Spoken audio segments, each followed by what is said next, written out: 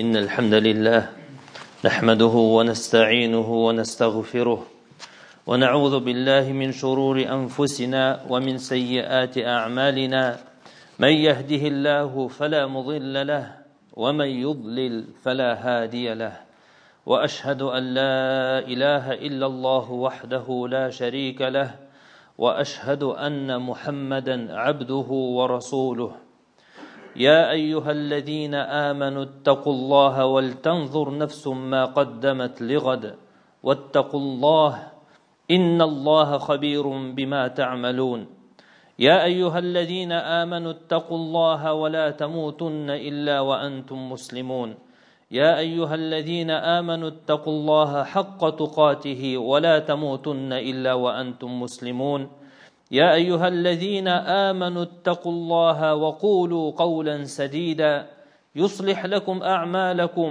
ويغفر لكم ذنوبكم ومن يطع الله ورسوله فقد فاز فوزا عظيما.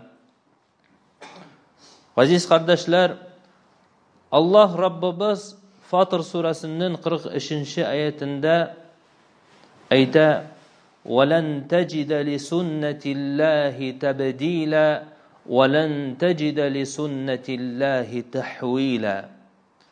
Allah Rabbimiz koygan kanunlarga özgeriş tapmazsız. Allah Rabbimiz koyulgan kanunlar alışınmaz. Barşa galem Allah Rabbimiz koygan kanunlar bilen bara. Bir nişik de ol kanunlarını özgertip bulmay.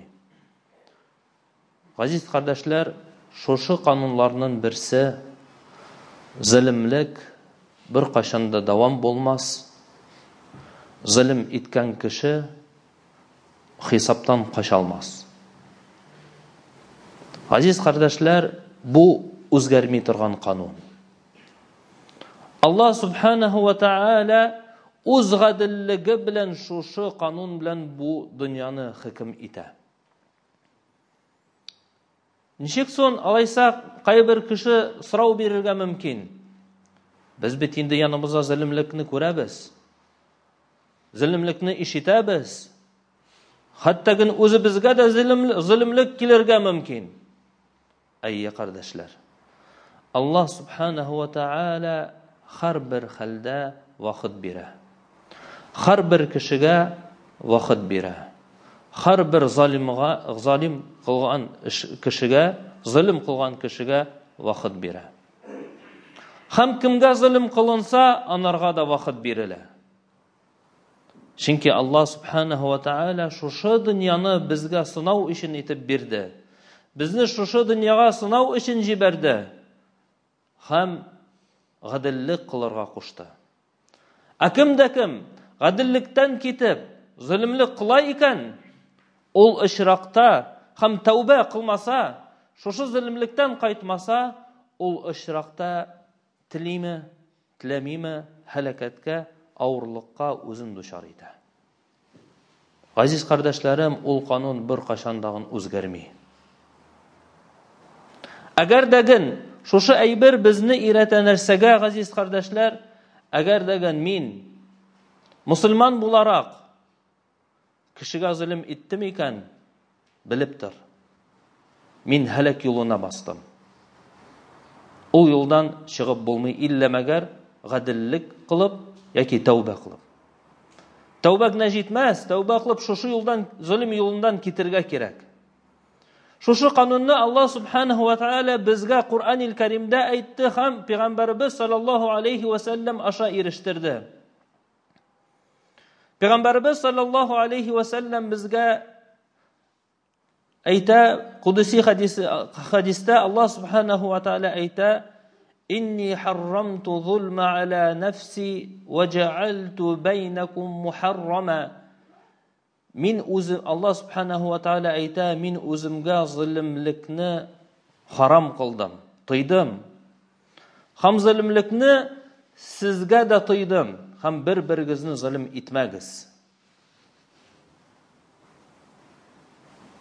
Agar degan şu kanunni unutib şu yo'lga basdiq ekan, bilib turayıq, g'azabdan qochib bo'lmas. Allah subhanahu wa ta'ala bizga Qur'anil Karimda peygamberlerinin kıssalarını kitire. Zalimlerinin kıssalarını kitire. Nerse için? Bizga örnek bulsun için. Ol bizga bir yatır aldığından sili turan kıssalar tügel. Ol biznin için ders, hem bilip durur için. Eğer de biz alarının yolları bilen barabız iken, biz de şuluk halga tişabiz.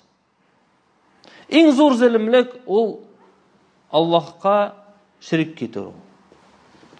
Allah'tan tış butan zatka gibadet itu. O en zor zulüm. Lakin anardan da tış bulgan zulümler alar da kişi tügel.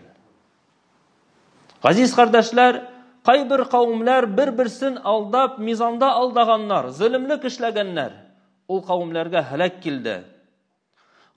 Kaybir kavimler dünyanın kanunun özgertip, ir bilen hatın yaşa urnuna ir bilen ir yaşı başladılar. Alarga da helak kildi.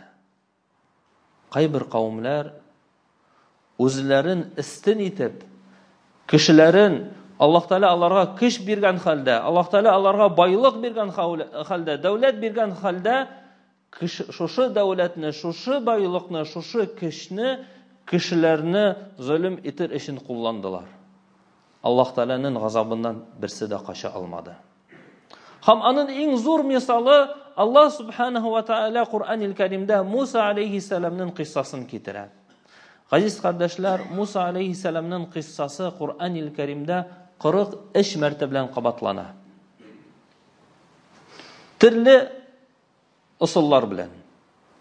Lakin bilik, şuşu kıssa bizge ko'rsata nişik kişi yaşı, nişik kişi gamelen işli, nişik kişi dünyasını o'tkara, ham nişik Allah subhanahu wa ta'ala şuşu dünya bilen idara ete. Musa aleyhisselam kıssasın silegen vakitte en birinci kuz aldına Firavun kile. Firavun Allah subhanahu wa ta'ala şuşu kişiye baylık birdi, devlet birdi, kış birdi, gasker bar idi. Ham günlerinden bir günni şuşu kişi tiş kure. Bu yılını bir bala dünyaya gelir. Malay dünyaya gelir. Meni şuşu taxtimden tişirir deyip. Qarağız. Şuşu tişini көргәннән soň emir ite her bir tuğan malay balanı ötürürge. Zulüm ite başlay. Nese için? Özünün taxtini saklar için. Hem şuşunda Allah subhanahu wa ta'ala öz takdiri bilen Musa aleyhisselamga şuşu yılını doğurga nasip ite. Dünyaya kelirge nasip ite. Yok ise butan ikinci yılını dünyaya kelsa nerse bulur idi. Yok, Allah subhanahu wa ta'ala şuşu yılını Musa aleyhisselamını dünyaya getire. Hem ballarını izlep ötüre başlıyorlar. Allah subhanahu wa ta'ala Musa aleyhisselamın anisinin köngülüne sala şuşu balanı bir ağaç yaşıka salıp yılgaga jiber. Dingizge jiber deyip koşa. Şuşunda bulay bir yaktan karaganda balanı, yanga tuğan balanı dingizge jiberu ul helak yolu. Lakin mında Allah subhanahu wa ta'ala'nın emri bilen şuşu kutulu yolu bulgan. Hem kim şuşu balanı taba? Firavun'un ehli. Firavun'un işigi yanına ağıp kile. Hem şuşu balanı algandan son Firavun'un hatını şuşu balanı көргәч Allah subhanahu wa ta'ala şuşu hatının jiregine yaratı sala. Hem şuşu balanı ötürge tilegen vakitte нәрсе дип җавап бирә калдырды. Belki ул безгә файда китерер, үзебез үстерербез аны. Бу газиз кардәшләр, Allah subhanahu wa ta'ala безгә күрсәтте, ничек шушы дөньяда Аллаһ Таала шушы дөнья белән идара итә. Кемдәгем zulm итәргә тели икән, Allah subhanahu wa ta'ala аның эшеннән, аның иннән, аның яныннан үзенә газап чыгарачак. Фираун һәлак итәргә теләде, үтерергә теләде шушы балаларны. Аллаһ субхана ва тааля шушы баланы үзе янында тәрбияләде. Фираун үзенең тахтын сакларга теләде. Аллаһ Тааля шушы тахттан төшерә торган кешене үз янында тәрбияләде. Шуның белән Аллаһ субхана ва тааля үз кудрәтен күрсәтә. Тагын бер шушы кыйссадан без файда ала алабыз. Газиз кардәшләр, әнисе Муса алейхиссаламның әнисе үзе бала өчен курккан вакытта Аллаһ субхана ва тааля куша аны диңгезгә җибәрергә. Карагыз, шушы бала диңгездә коткарыла. Аллаһ Тааляның әмере белән. Шушы кыссаның ахыры Муса алейхиссалам Фираундан качып шушы диңгез каршына, шул диңгез каршына килә. Аннары Аллаһ Тааляның әмере белән шушы диңгез ачылып, ул диңгездән үткән вакытта Фираун шушы диңгездә һәлак була. Бөтен кеше белән, бөтен байлыгы белән, бөтен гаскәре белән. Мондан белик, газиз кардәшләр, әгәр дә zulm юлына басабыз икән, кешебез дәген, байлыгыбыз дагын, дәүләтебез дәген бер нәрсә дәген булыша алмас. Әгәр дәген гаделлек юлында булабыз икән, газиз кардәшләр, белик, күпме загыйф булсак тагын, Аллаһ Тааля шушы хәлдә кешене калдырмый, инде күпмедер вакыт биреп, сынап, Аллаһ субхана ва тааля бәрбер коткарачак. Ул канунны үзгәртеп булмый. Ләкин газиз кардәшләр, Аллаһ пәйгамбәрбез саллаллаһу алейхи ва саллям zulm хакта сөйләгән вакытта безгә төрле ысуллар белән сөйли. Төрле ысуллар белән безгә җиткерә. Zulm ул көч белән генә түгел, кайбер вакыт сүз белән була. Һәм душманлар белән генә түгел, яки кешеләр белән генә түгел, бәлки үз гаиләдә булырга мөмкин. Карагыз, Пәйгамбәрбез саллаллаһу алейхи ва саллям әйтә: әгәр дә бер ир ике хатын алып, бер хатынын zulm итә икән, кыямәт көнендә үзенең бер ягын тартып китерәчәк. Тәннең бер ягын истерәп китерәчәк. Бу анарга газап башланачак дигән сүз. Иргә генә түгел, хатынга дагын. Аллаһ субханаһу ва тааля әйтә: Исра ва Ми'раҗ вакытында Пәйгамбәрбез саллаллаһу алейхи ва саллямга җәһәннәмне күрсәттеләр. Һәм җәһәннәмнең иң күп булган кешеләр ул хатыннар. Нәрсә өчен дигән вакытта, чөнки алар кыфрана кылалар ди. Нәрсә соң ул кыфрана дигән вакытта ирләре күпме аларга яхшылык күрсәтсә дәген, ахырдан шушы бөтен яхшылыкны күрмичә, син миңа бер кашанда бер нинди яхшылык кылмадың дип әйтүләре шушы кыфрана, шөкерсезлек. Ул да zulmлек. Нинди генә zulmлек булмасан, газиз кардәшләр, аның нәтиҗәсе була, һәм ул безнең белән һәр мизгелдә, һәр хәлдә безгә бәйле әйбер ул. Пәйгамбәрбез саллаллаһу алейхи ва саллям куша балалар арасында гаделлекне тоту, гадел булу. Әгәр дә гаделсез икән, Аллаһ субхана ва тааля үз газабын бирәчәк. Шуңа күрә, газиз кардәшләрем, әгәр дә без сүннәтебезгә, Пәйгамбәрбез саллаллаһу алейхи ва саллямның сүннәтенә карасак, хәттәген кайбер ишракта Пәйгамбәрбез саллаллаһу алейхи ва саллям бер баланы күреп әйтә: шушы баланың шәше яртысы кырылган иде, яртысы исте калып, ян яклары кырылган иде. Шушында Пәйгамбәрбез саллаллаһу алейхи ва саллям әйтә: ник шулай эшләдегез соң? Ул каза дип әйтелә. Шәригатыбызда ярамаган әйбер. Әгәр дә шәшне аласыз икән, яки бөтен шәшне калдырып, яки бөтен шәшне алыгыз дип куша. Шушында галимләр шушы хадискә аңлатмау биргән вакытта әйтәләр, чөнки ул zulmның бер элеше. Zulmгә албара торган бер хәл.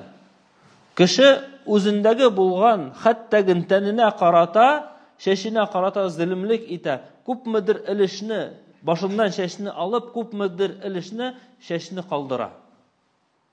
Әй галимләр әйтәләр, ул макрух, нежелательный әйбер дип әйтәләр. Ләкин аның әсәре, аның сәбәбе ул zulmлектә. Шуңа күрә, газиз кардәшләрем, zulmlik итәбез икән, аның нәтиҗәсен күрәчәкбез. Кем генә булмыйк. Нинди хәлдә генә булмыйк. Zulmлектән сакланырга кирәк. Һәм иң беренче zulmлекне үз гаиләбездә тикшерергә кирәк. Шуңа күрә кайбер кешеләр тормышлары бик авыр дип әйтәләр. Һаман проблема чыга. Аллаһ субханаһу ва тааля Qur'an-ül Kerim'de ayta وَمَا أَصَابَكُمْ مِنْ مُصِيبَةٍ فَبِمَا كَسَبَتْ أَيْدِيكُمْ. Нендигне sizga musibat kelsa, bu sizning o'zingizning sababli. Firavunga ko'pmi avırlık keldi? Нәрсә өчен? Аның zulmligi өчен. Шуңа күрә тормышыбызда, күңелебездә тынычсызлыкны табабыз икән, тормышыбызда авырлыкны табабыз икән, Аллаһ субхана ва тааладан җирагаябыз икән, ул очракта иң беренче тикшерә торган әйбер, карык, zulm итмәдек микән без үзебезгә карата. Иптәшләребезгә карата, ирләребезгә карата, балаларыбызга карата, әти-әниләребезгә карата, туганнарыбызга карата. Әгәр дә zulmлек бар икән, ул очракта тынычлыкны таба алмыйбыз. Аллаһ субхана ва таала безгә шушы дөньяда гадел булырга насыйп итсен. Аллаһ субханаһу ва тааля безгә гадел белән хөкем итеп, Аллаһ Тааланың рәхмәтендә булырга насыйп итсә иде. Ва aqulu qawli hada wa astaghfirullah li wa lakum wa lisa'iril mu'minin fastaghfiruhu innahu huwal ghafurur rahim.